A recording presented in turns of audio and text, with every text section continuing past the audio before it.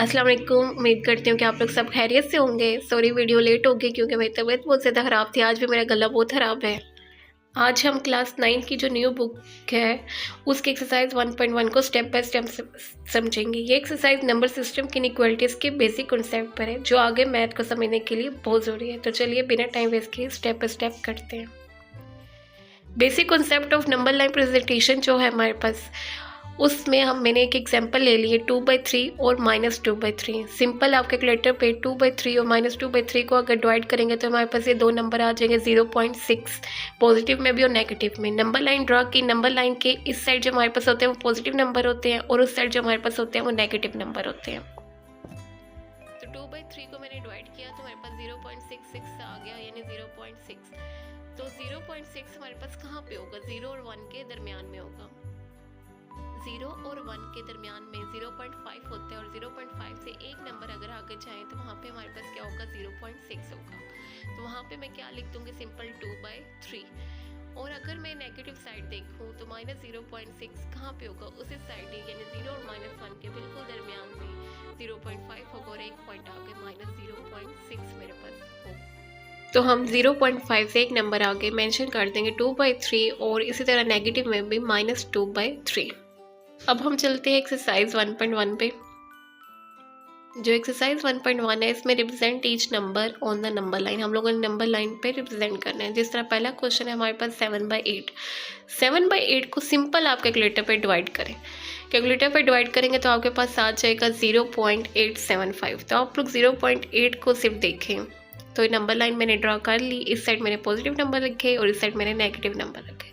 0.8 basically कहाँ पे होगा? पॉजिटिव 0 और पॉजिटिव 1 के दरमियान में होगा, यानी 0.1 से थोड़ा सा पीछे 0.9 होगा और से एक पॉइंट पीछे हमारे पास 0.8 होगा। तो वहाँ पे मैं क्या लिख दूंगी? 7/8। ओके।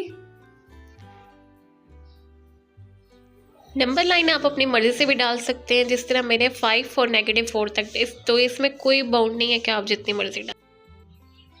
अब अगर हम क्वेश्चन नंबर 2 को देखें तो -1/3 है, नेगेटिव साइन है मतलब नेगेटिव नंबर होगा। 1/3 को सिंपल मैंने डिवाइड किया तो 0.3 आ गया। उसी तरह मैं पॉजिटिव और नेगेटिव नंबर मैंने ड्रॉ किए। अब 0 और 1 के बिल्कुल दरमियान में -0.5 होगा। तो 5 से 2 पॉइंट अगर पीछे आए तो वहाँ पे हमारे पास क्या होगा? -0.3। इसी तरह अब इसका थर्ड पार्ट हम लोग देखते हैं। जो थर्ड पार्ट है वो हमारे पास है 4/1/2। 4/1/2 हमारे पास मिक्स फ्रैक्शन है तो इससे पहले हम लोग चेंज करेंगे। सिंपल एक तरीका है, 1/2 को अगर आप लोग डिवाइड करो तो 0.5 आता है और 4 के अंदर अगर प्लस करो तो 4.5 आ जाता है।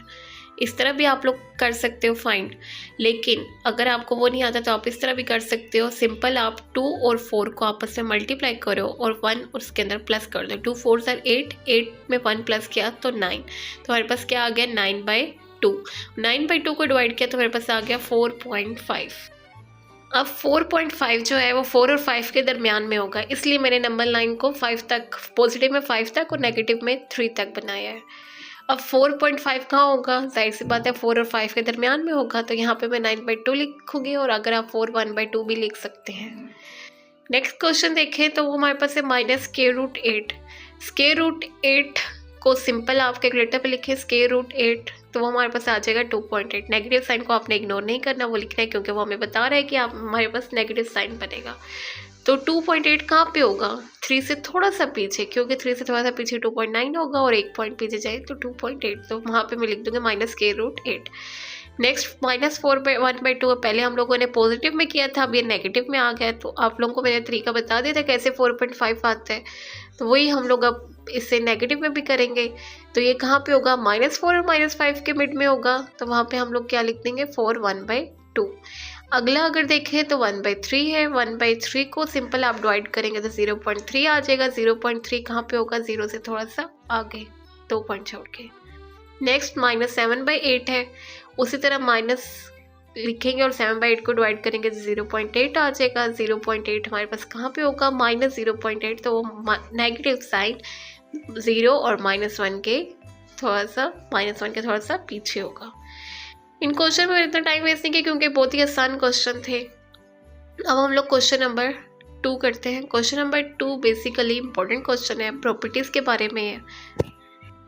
जी, क्वेश्चन नंबर 2 है identify the property that justifies. जिस तरह पहली property 1 multiply y minus two is equal to y minus two. अगर आप लोग देखें वाई माइनस टू 1 के साथ मल्टीप्लाई करके वही नंबर आ गया। अगर जिनको समझ नहीं आया उनके लिए एक एग्जाम्पल है, वाई माइनस टू को लेट कर ले 5 है। अगर मैं 5 को 1 के साथ मल्टीप्लाई करती हूँ तो 5 ही मिल रहा है। अगर आप देखें तो मल्टीप्लाई कर रहे हैं तो दैट मीन्स कि मल्टीप्लाई की प्रॉपर्टी है और किसके साथ कर रहे हैं, 1 के साथ कर रहे हैं। 1 किसे कहते हैं, आइडेंटिटी को। तो ये क्या होगी, मल्टीप्लिकेटिव आइडेंटिटी। ये हम लोग पुरानी बुक के थ्रू लिखते थे, नई बुक में थोड़ा यूनिक मेथड है। इसे आप लोग कैसे लिखोगे, identity with respect to multiply. Okay, next अगर देखें आप लोग तो 0.2 मल्टीप्लाई हो रहा है 5 के साथ और इज इक्वल टू हमारे पास क्या आ रहा है, 1 आ रहा है। 0.2 देखें तो 1/5 को अगर डिवाइड करें 0.2 आता है। तो 1/5 यानी 5 का इन्वर्स है। तो क्या पता चल रहा है कि कौन सी प्रॉपर्टी इन्वर्स है और दोनों आपस में क्या हो रहे हैं, मल्टीप्लाई हो रहे हैं। तो inverse with respect to multiply, पुरानी बुक में इसका नाम था मल्टीप्लिकेटिव इन्वर्स। नेक्स्ट अगर देखें तो x + 2 + y is equal to y + x + 2। Let कर लें कि y जो है वो हमारे पास a है और x + 2 हमारे पास b है। तो ये क्या बन रही है, a + b is equal to b + a। तो ये हमारे पास कम्यूटेटिव प्रॉपर्टी है। तो हम लोग इसे कैसे लिखेंगे, commutative property with respect to addition.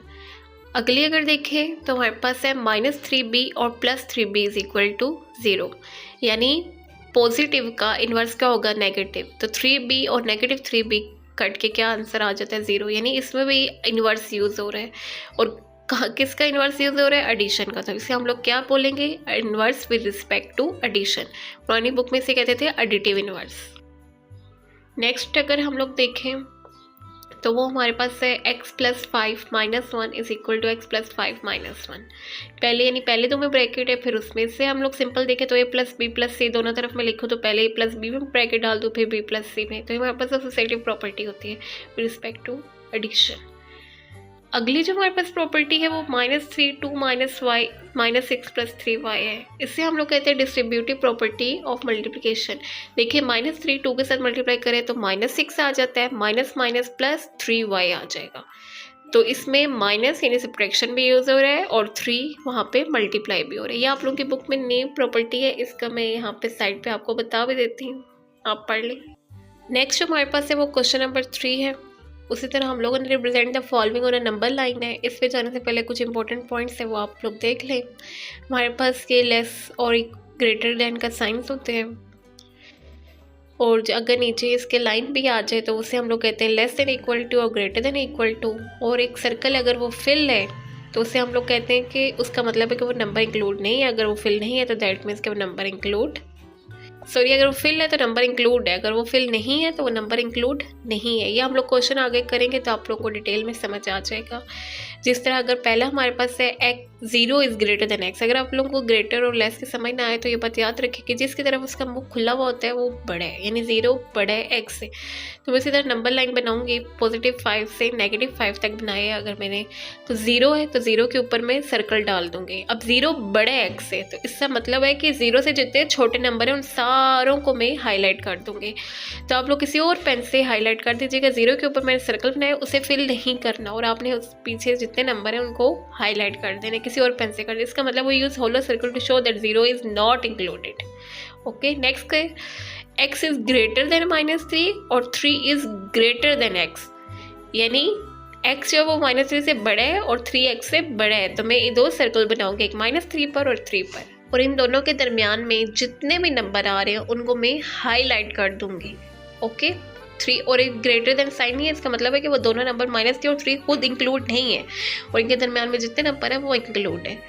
Next अगर देखें x is greater than and equal to -8। अब देखिए इसमें इक्वल टू का साइन आया है तो मैं -8 के ऊपर जो सर्कल डालूंगी उसे मैं फिल करूंगी। ओके, इसे देखिए आप लोग, मैंने फिल कर दिया और ये जितने पीछे नंबर हैं वो सारे इंक्लूड हैं। एरो का मतलब है पीछे जितने नंबर आ रहे हैं। वो use fill circle to show that -8 is included. Next हमारे पास है x is greater than 0। x जो है वो 0 से बड़ा है, तो इसका मतलब है 0 से जितने बड़े नंबर हैं उन सबको मैं हाईलाइट कर दूंगी और 0 का सर्कल फिल नहीं करूंगी। अगला है x is greater than -4 and 4 is greater than equal to x। अब देखिए ग्रेटर देन और इक्वल भी है। तो -4 के ऊपर जो मैं सर्कल उसे फिल नहीं करूँगी और 4 के ऊपर जो सर्कल उसे फिल करूँगी और इनके दरमियान में जितने नंबर हैं उनको हाईलाइट कर दूँगी। ये थी आज की वीडियो। उम्मीद है कि आप लोगों को समझ आई होगी। जो क्वेश्चन आपको समझ ना आया हो आप कमेंट सेक्शन में मुझे बता सकते हैं और आप मेरे चैनल को काइंडली लाइक शेयर और सब्सक्राइब करें और अगली एक्सरसाइज जो आपने सबने कमेंट में बता दें। तब तक के लिए अल्लाह हाफिज़।